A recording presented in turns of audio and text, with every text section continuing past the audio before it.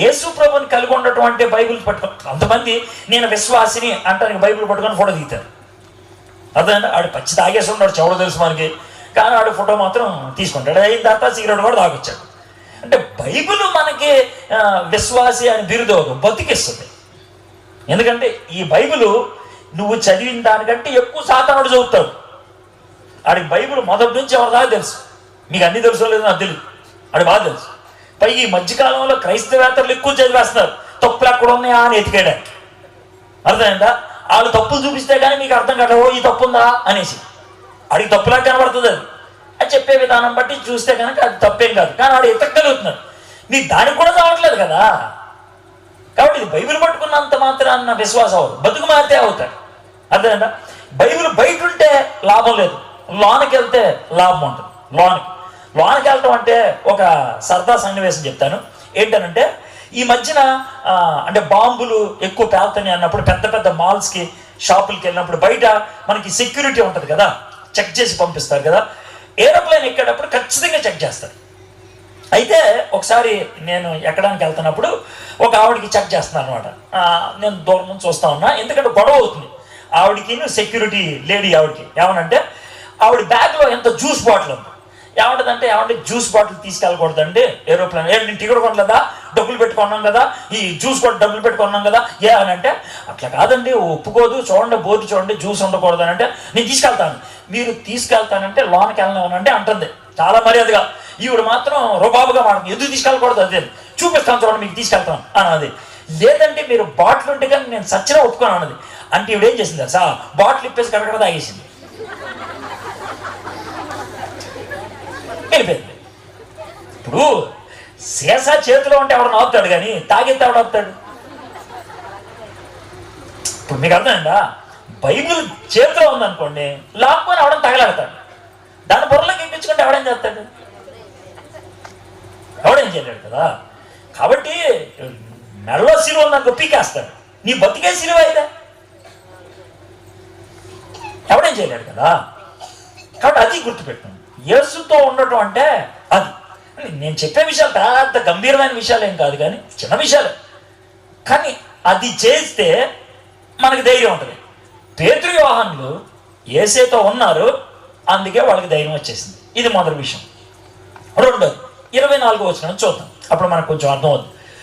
వారు విని ఏం విన్నారు? పేతురు యోహాను వెనక్కి వచ్చి అయ్యా ఇలా మనల్ని బెదిరించాడు అని చెప్పారు. అది వాళ్ళు విన్నారు. ఇప్పుడు మనల్ని ఎవరన్నారే క్రైస్తవులు బెదిరిస్తున్నారంట, యేసు ప్రభుని నమ్ముకుంటే కనుక చితకొడేస్తారంట అని అంటే, ఇప్పుడు అలాంటి గనక పరిస్థితి వస్తే మనకు వచ్చే ప్రశ్నలు ఎలా ఉంటాయి తెలుసా? ఏమంటే దేవుడు కాదా, పరిస్థితి చూడలేదా, ప్రభుత్వాన్ని మార్చేయకూడదా, అన్ని లేపేయకూడదా, ఈయన లేపేయకూడదా, దేవుడు మనల్ని కాపాడకూడదా, ఇలాంటి పిచ్చ ప్రశ్నలన్నీ అడుగుతారు. ఇది వాళ్ళు అడిగారు. దేవుడు ఏం చేస్తున్నాడు, దేవుడు నోరు పూసుకుంటాడా, అసలు దేవుడు ఉన్నాడా, ఉంటే ఎన్ని జరుగుతున్నాయి అంటే ఈయన అడుగుతారు అన్నమాట. అయితే వీళ్ళు అలాంటి పిచ్చ ప్రశ్నలు ఏమన్నారంటే వారు విని ఏంటి రే ఎక్కడ కూడా సువార్త బోధించకూడదు అన్నారా, బోధిస్తే లేపేస్తామన్నారా అని అంటే వాళ్ళు విని అర్థమైందా ఏం చేశారంటే ఏక మనస్సుతో, అంటే అరే నువ్వు ప్రార్థన చేయరా బాబు, నువ్వు ప్రార్థన, ఏ బాబు నువ్వు ప్రార్థన అని 10 మంది ఎవడ చెప్పలా, ఎవడ ప్రసంగం కూడా చేయలా, విన్నారంతే. పేతురు యోహాను ఇది పరిస్థితి బాబు అని చెప్పాడంతే. వారు విని ఏక మనస్సుతో దేవునికి ఇట్లు బిగ్గరగా మొర్రపెట్టారు. ఆ మాట వినంగానే బాబోయ్ అని అటు ఇటు అనలా, ఏం చేద్దాం అని టెన్షన్ పడలా, బుర్ర పైకెత్తి దేవా అని దేవునికి విజ్ఞాపన చేశారు. నాదా నీవు ఆకాశమును భూమిని సముద్రమును వాటిలోని సమస్తమును కలుగు చేసిన వాడు. ఇలా ప్రార్థన చేసింది ఎవరికి? దేవుడికి. ఆ దేవుడు ఎటువంటి వాడు అంట, దేవా నువ్వెవడో తెలుసా, ఈ ప్రపంచం అంతా వచ్చిందే నీ దగ్గర నుంచి, ఈ ప్రపంచంలో ప్రతిదాన్ని సృష్టించింది నీవే. ఇది మొదటిది. నువ్వు పైనున్న దేవుడివే, గొప్ప దేవుడివి, సృష్టికర్త అయినటువంటి దేవుడి. అన్యజనులు ఎలా అల్లరి చేసిరి, ప్రజలెందుకు వ్యర్థమైన ఆలోచనలు పెట్టుకొని ప్రభు మీదను ఆయన క్రీస్తు మీదను భూరాజులు లేచిరి, అధికారులను ఏకముగా కూడుకొనిరి అని నీవు పరిశుద్ధాత్మ ద్వారా మా తండ్రియు నీ సేవకుడైన దావీదు నోట పలికించితివి. ఇది రెండోది. నువ్వు సృష్టికర్తవే, మా పైన ఉన్నవాడు, నువ్వు ఈ మాటలన్నీ ఇదివరకే చెప్పేశావు. ఇదివరకే చెప్పావు, ఏమన్నా తెలుసా ఇలా లేస్తారయ్యా అని. కాబట్టి ఇది ప్రవచనం, పెద్ద గొప్ప విషయం ఉంది, నువ్వు చెప్పినట్లే జరిగింది. ఇది అర్థం అవ్వాలంటే మనం కొన్నిసార్లు డాక్టర్ దగ్గరికి వెళ్తాం కదా, ఏదో జబ్బు వచ్చిందానో ఏదో వచ్చిందని వెళ్తే డాక్టర్లు అంతా విని ట్యాబ్లెట్లు రాస్తారు, ఇది పొద్దున్న వేసుకో, ఇది మధ్యాహ్నం వేసుకో, ఇది రాత్రి వేసుకో. కొన్ని జలుబు చేసినప్పుడు కొన్ని బిళ్ళలు రాత్రి వేసుకోమని చెప్తారు. ఎందుకు వేసుకోమని చెప్తారంటే ఈ బిళ్ళలు వేసుకుంటే కొంచెం మత్తుగా ఉంటుంది, మగతగా ఉంటుంది, నిద్రపోవాలి, ఇది పొద్దున్న వేసుకోవద్దు అని అంటారు. ఆ బిళ్ళ వేసుకున్న అరగంటకి మగతగా మత్తుగా తల తిప్పినట్లు ఉందనుకోండి, బిళ్ళ పనిచేస్తున్నట్లా లేనట్లా చెప్పండి నాకు. అప్పుడు మగతగా తల తిప్పినట్లుంటే ఆశ్చర్యం అనిపిస్తుందా, మామూలుగా ఉంటుందా? మామూలుగానే ఉంటుంది. అని ముందు చెప్పాడుగా, తల తిప్పకపోతేనే ఆశ్చర్యం వేస్తుంది. తిప్పట్లేదైనా తల, నాకైనా నిద్ర పట్టట్లేదే అని అంటాం. ఇక్కడ కూడా ఏసీ ఏమన్నాడంటే, అయ్యా మీరు సువార్త పరిచయకి వెళ్ళినప్పుడు రండి బాబు రండి అని అందరు చప్పట్లు కొట్టరు, అర్థందా? చిత్త కొడతారు మిమ్మల్ని. ఇంక ఎవడో పూల దండే చూపులు దండే వేస్తారు, మిమ్మల్ని ఎవరు గుర్రం ఎక్కించరు, గుండెకి ఎక్కి గాడిద ఎక్కిస్తారు. అంటే నన్నే చేశారు, నేను ఇది చేయరు, నన్నే చంపేశారు, నేను కూడా చంపొచ్చు. కాబట్టి ఇలా జరుగుద్ది, చాలా స్పష్టంగా చెప్పాడు. ఆయన చెప్పినట్లే జరుగుతుంది. గొప్ప విషయం కాదు, అంటే గొప్ప విషయం అంటే ప్రత్యేకమైనది ఏం కాదు, ఆయన చెప్పినట్లే జరుగుతుంది. డిసెంబర్ నెల వస్తే చలేస్తుంది, చలేస్తే బాధలేదు. ఎండ వస్తేనేపా డిసెంబర్ వచ్చింది, ఆయన ఎండ వస్తుందేంటి అని అంటాడు. డిసెంబర్లో చెమట పడతాం ఏంట్రా అంటాడు ఎవడైనా సరే. మే నెల వచ్చిందా చెమట పట్టుద్ది, మే నెలలో చలేస్తే మే నెలలో చూడరా చలేస్తుంది అని అంటాడు. అదేవిధంగా మనము క్రైస్తవులుగా ఉన్నప్పుడు ప్రజలు బెదిరిస్తే అది విచిత్రమైన విషయం కాదు, దేవుడి ముందే చెప్పాడు. కాబట్టి సృష్టికి ఆయన దేవుడు, మన గతంలో ఆయన ఇచ్చిన ప్రవచనానికి ఆయన దేవుడు. నెక్స్ట్ అని నువ్వు పరిశుద్ధాత్మ మా తండ్రి. ఓకే, నెక్స్ట్ ఏవి జరగవలనని 27వ వచనం, ఏవి జరగవలనని నీ హస్తమును నీ సంకల్పమును ముందు నిర్ణయించిన వాటినన్నిటినీ చేయటకే నీవు అభిషేకించిన నీ పరిశుద్ధ సేవకుడైన యేసునకు విరోధముగా హేరోదును పొంతి పిలాతును అన్యజనులతో ఇశ్రాయేలు ప్రజలతోనూ ఈ పట్టణమందు నిజముగా కూడుకొనిది. ఇప్పుడు చూస్తున్న విషయాలు నువ్వు ఇదివరకు చెప్పినట్లే జరిగింది. అంతా నువ్వు గతానికి దేవుడివి, ప్రస్తుతానికి దేవుడివి, భవిష్యత్తుకు కూడా నువ్వే దేవుడివి. కాబట్టి నిన్ను తప్పించి ఇంకెవరు అడగాల? నువ్వు అందరికీ పైన ఉన్నటువంటి ప్రభువే అని దేవుడిని ఏం అడుగుతున్నారు చూడండి. ఇప్పుడు వాళ్ళు ఖచ్చితంగా అడిగే మాట, ప్రభువా ఈ సమయమందు వారు బెదిరింపులు చూచి రోగులను స్వస్థపరచుటకును నీ పరిశుద్ధ సేవకుడైన యేసు నామము ద్వారా సూచక్రియలను మహత్కార్యములు చేయుటకును నీ చేయి చాచి ఉండగా నీ దాసులు బహుధైర్యంగా నీ వాక్యము బోధించినట్లు అనుగ్రహించుము. వాళ్ళు బెదిరిస్తున్నారు, మమ్మల్ని తప్పించు అని అడగల. వాళ్ళు బెదిరిస్తున్నారు, వాళ్ళని నాశనం చేసే అని అడగల. వాళ్ళు బెదిరిస్తున్నారు, మేము ధీటుగా వాక్యం చెప్పడానికి మాకు సహాయం చేయి. అది వాళ్ళను. ఈ క్లిష్టమైన పరిస్థితుల్లో భారతదేశంలో క్రైస్తవులు చేయాల్సిన ప్రార్థన ఇది. ప్రభుత్వాన్ని మార్చే అని కాదు, నీకు వ్యతిరేకం ఉన్న వాళ్ళని నాశనం చేసే అది కాదు. ఈ రెండు క్రైస్తవులు చేయాల్సిన ప్రార్థన కాదు. క్రైస్తవులు చేయాల్సిన ప్రార్థన ఏంటి తెలుసా? ప్రభా ఈ పరిస్థితుల్లో ధీటుగా నిలబడేటట్లు మమ్మల్ని చేయి ప్రభా, ధైర్యంగా నిలబడేటట్లు మమ్మల్ని చేయి ప్రభా. దావీదు చిన్న పిల్లోడుగా ఉన్నప్పుడు ఎందుకు గొప్పడయ్యాడు తెలుసా? ఎందుకు గొప్పడయ్యాడు? గొలియాతుని చంపేసినాడు, అవునా కదా? గొలియాతుని ఎవరు చంపారు?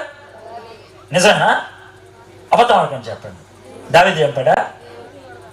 మరి దావీదు అంటున్నారు. మళ్ళీ ఇంకో ప్రశ్న, గొలియాతుని దేవుడు చంపాడా? మరి దేవుడు అన్నాడు.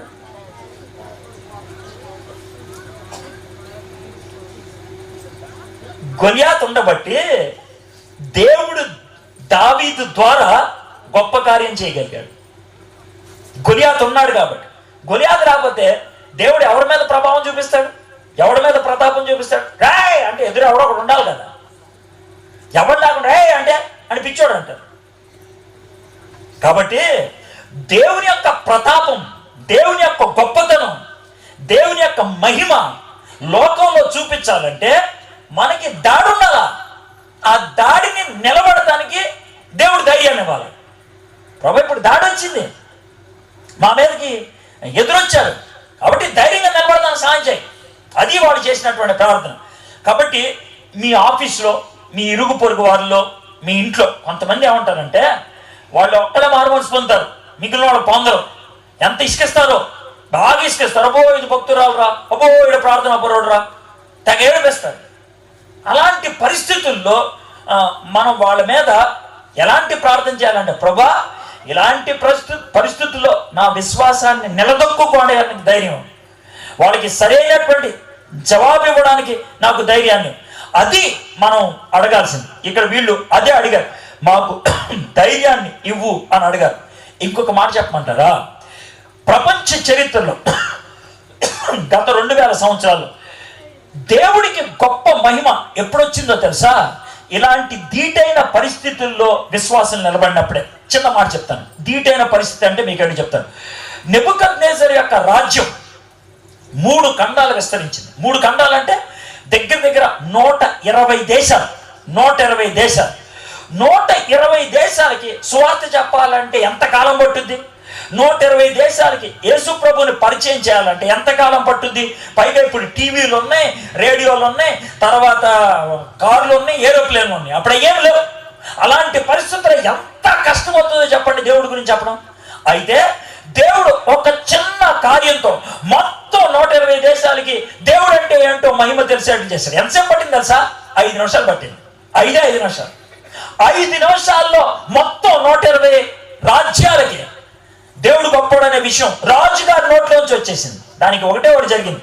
షడ్రక్, మెషక్, అబేద్నెగో అగ్నిగుండం ముందు నుంచి ఉన్నారు. ఆ 120 దేశముల యొక్క మంత్రులు, పెద్దోళ్ళంతా వచ్చి చుట్టూ నుంచొని ఉన్నారు. వాళ్ళందరి ముందు నెబుకద్నెజర్ అన్నాడు, రే మంట పెంచండ్రా అన్నాడు. పెంచారు. వీళ్ళంతా ఏమవుతుందని చూస్తా ఉన్నారు. వీళ్ళు నెమ్మదిగా నడుచుకుంటూ వెళ్ళారు. 3-4 నిమిషాలు అయింది. డే అదేంట్రా 4వ అన్నాడు, బయట తీసుకురాను అన్నారు. తీసుకొచ్చిన తర్వాత రాజుగారు అన్నారు తెలుసా, రే వీళ్ళ దేవుడే రైట్, వీళ్ళ దేవుడే కరెక్ట్. ఈ రోజు నుంచి వీళ్ళ దేవుడిని తప్పించి ఇంకొక దేవుడిని ఎవరైనా కొలిచారా జాగ్రత్త. దీనికి ఎంతసేపు పట్టింది? 5 నిమిషాలు. 5 నిమిషాలు. 5 నిమిషాల్లో వాళ్ళు దేవుణ్ణి చూపించగలిగారు. పేతురు అరగంట ప్రసంగం చేశాడేమో, 3000 మంది ప్రభు దగ్గరకు వచ్చారు. 1/2 నిమిషం పట్టిందేమో బాబు లేచినాడు అని. 5000 మంది మారుమనసు పొందారు. 1/2 నిమిషం కూడా పట్టాడు. లేచినాడు, యేసు నామములో లేచినాడు. అది ఆయన చేసింది. 5000 మంది. కాబట్టి దేవుని కార్యాలు ప్రజల్ని దేవుని దగ్గరికి నడిపిస్తాయి. దేవుని కార్యాలు మనుషుల ద్వారానే జరుగుతాయి. అందుకే మిమ్మల్ని విసిగిచ్చాను ఇందాక. గొలియాతుని చంపింది ఎవరు అన్న? దావీదే. గొలియాతుని చంపింది ఎవరు? దేవుడే. దావీదు దేవుడు కలిశాడు. నువ్వు దేవుడు కలిస్తే గొప్ప కార్యాలు జరుగుతాయి. దావీదు ఏమన్నా పోటుగాడా? చిన్న కుర్రోడు, నెక్కరు కూడా సరిగ్గా వేసుకోవడం రాదు. దావీదుకి ఏమన్నా యుద్ధ సామాగ్రి ఉందా? లేదు. దావీదు ఏమన్నా యుద్ధ కళలు ఉన్నవాడా? లేదు. కానీ ఒకటే ఒకటి ఉంది, దేవుడితో లింక్, దేవుడిని అడగటం, అంతే. అది ఆయనకి ధైర్యాన్ని ఇచ్చింది. కాబట్టి మొదట యేసుతో బాసట కలిగి ఉన్నారు. రెండోది తండ్రి మీద భరోసా కలిగి ఉన్నారు. బాసట కలిగి ఉన్నారు యేసుతో, తండ్రి మీద భరోసా కలిగి ఉన్నారు. భరోసా అంటే ధైర్యం. ఆయన మాతో ఉన్నాడు, మాకు ఇంకే బాధ లేదు. మూడోది ఇది చదివి మనం ముగించేసుకుందాం. 29వ వచనం. ప్రభువా ఈ సమయమునందు వారు బెదిరింపులు చూసి రోగులను స్వస్థపరచుటకును నీ పరిశుద్ధ సేవకుడైన యేసు నామం ద్వారా సూచక్రియలను మహత్కార్యములు చేయుటకును నీ చేయి చాచి ఉండగా నీ దాసులు బహుధైర్యంగా నీ వాక్యము బోధించినట్లు అనుగ్రహించము. వారు ప్రార్థన చేయగానే వారు కూడి ఉన్న చోటు కంపించను. అప్పుడు వారందరూ పరిశుద్ధాత్మతో నిండిన వారే దేవుని వాక్యమును ధైర్యముగా బోధించరు. పరిశుద్ధాత్మతో నింపబడినప్పుడు ధైర్యంగా వాక్యాన్ని బోధించారు. ధైర్యము రావాలంటే గుండె ఆత్మతో నింపబడి ఉండాలి. ధైర్యం రావాలంటే గుండె ఆత్మతో నింపబడి ఉండాలి. చాలా మంది ఏమంటారు తెలుసా, భయం వేసింది అనుకో నా గుండె టకటకా కొట్టుకుంటుంది అంటారు, నా గుండె తడబచ్చింది అంటారు. కొంతమంది హార్ట్ అటాక్ అయిపోతారు, కొంతమంది కొలాప్స్ అయిపోతారు. భయం గుండె మీద అటాక్ ఇస్తుంది. అందుకే ఆ గుండెలో, ఆ హృదయంలో పరిశుద్ధాత్ముడు అంటే భయం గుద్దుకొని వెనక్కి వచ్చేస్తుంది. భయం గుద్దుకొని వెనక్కి. వాళ్ళు పరిశుద్ధాత్ముని చేత నింపబడిన వారే ధైర్యంగా వాక్యం బోధించారు. ఒక చిన్న మాట మిమ్మల్ని తెలివిగా ప్రార్థన చేసేటప్పుడు వాళ్ళకి భయం ఉందా లేదా? ఇప్పుడు ఈ 29 వచనాలు ప్రార్థన చేశారు కదా, 29:30 ఊరిని 29:30 వచనాల్లో ప్రార్థన చేసేటప్పుడు వాళ్ళకి భయం ఉందా లేదా? ఉందా లేదా చెప్ప ఏదో ఒకటి చెప్పండి. మీరు ఏదో చెప్తే నేను తిట్టను. ఒట్టు ఉందా లేదా చెప్పండి. ఉంది. Very good, correct answer. ఉండాలి. భయం ఉంది కాబట్టి భయం వేస్తుంది ప్రభా అన్నారు. అబద్ధాలు ఆడ. అయితే ఆ విధంగా ప్రార్థన చేసిన మరుక్షణం వాళ్ళు ఏం చేశారు? ధైర్యంగా వాక్యాన్ని బోధించారు. అంటే వాళ్ళకి ధైర్యాన్ని ఎవరిచ్చారు? పరిశుద్ధాత్ముడు. పక్క చెప్పండి, దేవుడు అని జనం లేకపోతే పరిశుద్ధాత్ముడు. పరిశుద్ధాత్ముడు వాళ్ళలోకి రాగానే, పరిశుద్ధాత్ముడి చేత నింపబడంగానే వాళ్ళు నోరేమైంది? తెలుసుకుంది. భయం వేస్తే నోరు మూసుకుపోద్ది, భయం వేస్తే నోరు వణుకుద్ది. కానీ ధైర్యం వస్తే నోరు తెరుచుకుంటుంది, ధైర్యంగా మాట్లాడతారు. అవునా? కొంతమంది ప్రసంగికులు గట్టిగా మాట్లాడలేరు. ఏమంటారు? వాళ్ళు వచ్చినప్పుడు అని అంటారు. స్టేజ్ ఎందుకు ఎక్కాడు? మైక్ ఎందుకు పట్టుకున్నాడు? కొన్నిసార్లు నన్ను అడుగుతా, సార్ అంత గట్టిగా మాట్లాడుతున్నారు ఏంటి సార్? స్టేజ్ ఎక్కింది గట్టిగా మాట్లాడదానికే, మాట్లాడదాం రాకపోతే కింద కూర్చో, అది నువ్వు చేయాల్సిందే. అంత గట్టిగా ఎలా చెప్పేస్తున్నా సార్? నీకు భయం లేదా? పరిశుద్ధాత్ముడు అంటే భయం ఏది? ధైర్యంగా మనం మాట్లాడు. ధైర్యం అంటే మొండి కాదు, గుర్తుపెట్టుకోండి. ధైర్యం అంటే తిరుగుబాటు, అంతకంటే కాదు. ధైర్యం అంటే దేవునితో మనకున్న సంబంధాన్ని స్పష్టంగా చెప్పడం, ఇది ధైర్యం. వాళ్ళు ధైర్యంగా పరిశుద్ధాత్మని యొక్క ఆ నింపుదలను బట్టి చదివి. సార్ పరిశుద్ధాత్మ చేత నింపబడాలంటే ఏం చేయాలి సార్? ఏం చేయాలి? బాగా ప్రార్థన చేయాలా? ఒక మాట చెప్తారు. ఇప్పుడు ఈ బాటిల్ సార్, ఈ బాటిల్ ఉంది కదా, దీంట్లో కొన్నప్పుడు ఎక్కడ దాకా నీళ్లు ఉంటాయి. అయ్యగారు ఇక్కడ దాకా దాయిశారు, ఓకే, తప్పేం లేదు. అయితే ఇక్కడ నుంచి ఇక్కడ దాకా ఏముంది? ఖాళీ ఉంది కదా. ఈ ఖాళీ పోవాలంటే మొత్తం ఇస్తే పోద్దా? పోదు. అది అలాగే ఉంటుంది. ఈ ఖాళీ పోవాలంటే ఒకటే ఒక పద్ధతి, దీన్ని కూడా నీళ్ళతో నింపారు. అదేనా? అంటే ఈ బాటిల్లో ఈ రెండాట్లు ఏదో ఒకటి ఉంటుంది, అయితే నీళ్లు లేకపోతే గాలి. అర్థమైంది కదా? అదేవిధంగా మన హృదయంలో రెండాట్లో ఏదో ఒకటి ఉంటుంది, అయితే మన చెత్త బుద్ధి లేదా పరిశుద్ధ బుద్ధి. పరిశుద్ధ బుద్ధి పోయింది అనగానే ఉండేది చెత్తే, ఖాళీ ఉండదు. నీళ్లు తాగావంటే మిగిలిదేంటి? గాలే. కాబట్టి మనం ఈ బాటిల్లో ఉన్న గాలి పోవాలంటే అలాగే నీళ్లుతో నింపుకోవాలి. మన హృదయంలో ఉన్నటువంటి చెత్త బుద్ధి పోవాలంటే మనం దాన్ని దేంతో నింపుకోవాలి? పరిశుద్ధాత్మతో. అంటే నువ్వు చేయాల్సిందల్లా ఒకటే, మోత తీసి, అయ్యా ఇదంతా చెత్త బుద్ధి తీసావా అడిగితే ఆయన బుద్ధి తీసాడని నీళ్ళు పోస్తాడు. అదే ఆయన చేసేది. మన పాపాన్ని పరిశుద్ధాత్ముడి దగ్గర ఒప్పుకుంటే, మన పాపాన్ని దేవుని దగ్గర ఒప్పుకుంటే ఆయన మన హృదయాన్ని ఖాళీ చేసి ఆత్మతో నింపుతాడు. మనలో చాలామంది ఆ పని చేయరు. ప్రభువు దగ్గరకు వచ్చి పరిశుద్ధాత్ముడు మనల్ని ఒప్పించినప్పుడు, నేను పలానా తప్పు చేశా, నన్ను క్షమించు, పలానా చోట చెత్త పని చేశా, నన్ను క్షమించు అని అడిగితే, పరిశుద్ధాత్ముడు ముందు మనం అడిగినప్పుడు క్షమించి మనల్ని తన సన్నిధితో నింపుతాడు. వాళ్ళు చేసిన పని అదే. దేవుణ్ణి ఘనపరిచారు, దేవుణ్ణి మహిమపరిచారు, వాళ్ళకి భయం ఉంది అని చెప్పారు. అందుకు పరిశుద్ధాత్ముడు వాళ్ళని నింపడం జరిగింది. ఎప్పుడైతే పరిశుద్ధాత్ముడు వాళ్ళని నింపాడో వాళ్ళు ఏం చేశారంట? బహుధైర్యముగా వాక్యాన్ని బోధించారు. ఆత్మతో నింపబడిన వ్యక్తి నోరు మూసుకొని ఉండడు. ఖచ్చితంగా దేవుని వాక్యాన్ని ప్రకటిస్తారు. ఎలా ప్రకటించాలో అలా ప్రకటిస్తారు, ఎంత ప్రకటించాలో అంత ప్రకటిస్తారు. గుర్తుపెట్టుకోండి, మంచి ప్రసంగం చేసేవాళ్ళు సుత్తి కొట్టరు. జనరల్గా చెప్తాను, ఖచ్చితంగా మొదలు పెడతారు, ఎక్కడ ఆపాలో వాళ్ళకి తెలుసు, కరెక్ట్గా ఆపేస్తారు. కొంతమంది మొదలు పెడతారు, వాళ్ళు ఎక్కడ ఆపాలో తెలియదు, తిప్పుతూ ఉంటారు. అది చూద్దాం ఇది చూద్దాం అని అంటారు. ఇంకొక పాయింట్ ఇది చెప్తా ఉంటారు. ఏ అంటే వాళ్ళకి ఎలా దిగాలో అర్థం కావట్లేదు, గాలిలోకి లేచిపోయాడు. గోడ ఎక్కడ వచ్చు, దూకడం రాదు, అది పరిస్థితి. అయితే పరిశుద్ధాత్మ చేత నింపబడినప్పుడు, సిద్ధపడినప్పుడు టేక్ ఆఫ్ బాగుంటుంది, ల్యాండింగ్ కూడా బాగుంటుంది. ఆరంభం బాగుంటుంది, ఎండింగ్ కూడా పక్క. ఇక్కడ అర్థం ఆపేసేద్ది బస్ కాదు. ఖచ్చితంగా ఏం మాట్లాడాలో అది మాట్లాడతాం, ఎంత మాట్లాడాలో అంత మాట్లాడతాం, ఎలా మాట్లాడాలో అలా మాట్లాడతాం. వాళ్ళు బహుధైర్యంగా వాక్యాన్ని బోధించారు, దేవుని వాక్యాన్ని ప్రకటించారు. రెండోది, దేవుని క్రియలను ప్రదర్శించారు. వాళ్ళు మాట్లాడినప్పుడు అద్భుతాలు జరిగాయి, వాళ్ళు మాట్లాడినప్పుడు సూచక్రియలు జరిగాయి. దేవుని ఆత్మచేత నింపబడినప్పుడు క్రియలు ఉంటాయి. వాక్యం ప్రచురించబడుతుంది, దేవుని యొక్క క్రియలు ప్రదర్శించబడతాయి, దేవుని యొక్క పనులు అక్కడ కనబడతాయి, జీవితాలు మారుతాయి, బ్రతుకులు మారుతాయి, అద్భుతమైనటువంటి సాక్ష్యాలు వింటూ ఉంటాం.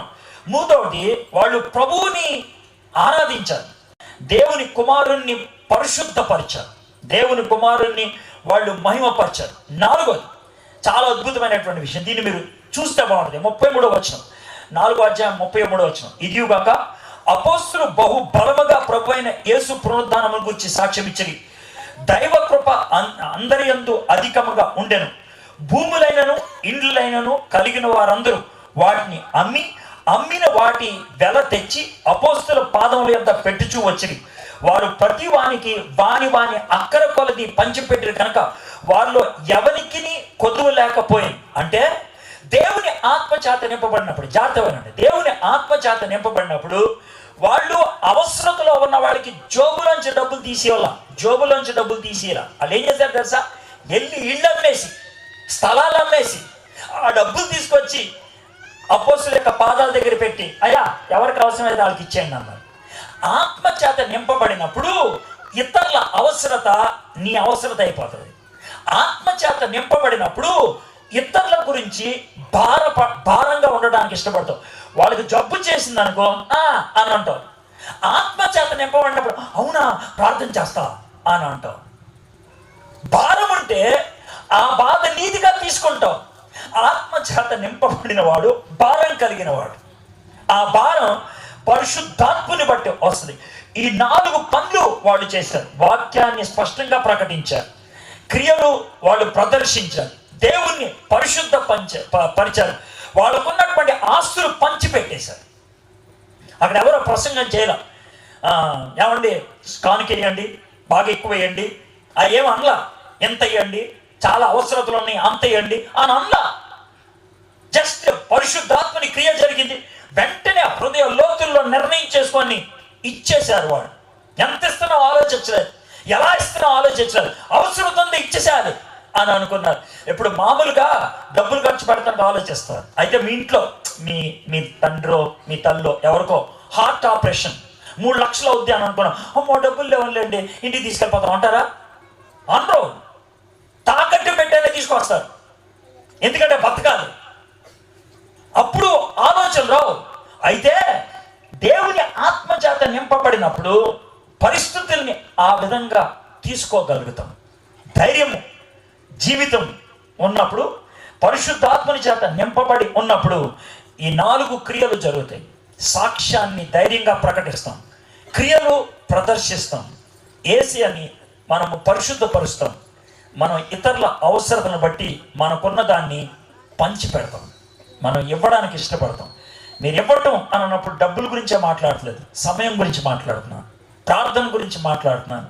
మీ పక్కింటి వాళ్ళ గురించి దేవుని సన్నిధిలో ఒక 5 నిమిషాలు ప్రార్థన చేయండి. వాళ్ళ దగ్గరికి వెళ్ళి ఒక 5 నిమిషాలు యేసే గురించి చెప్పడం. ఇది ఎప్పుడు జరుగుతుందో తెలుసా? ఆత్మచేత నింపబడినప్పుడు.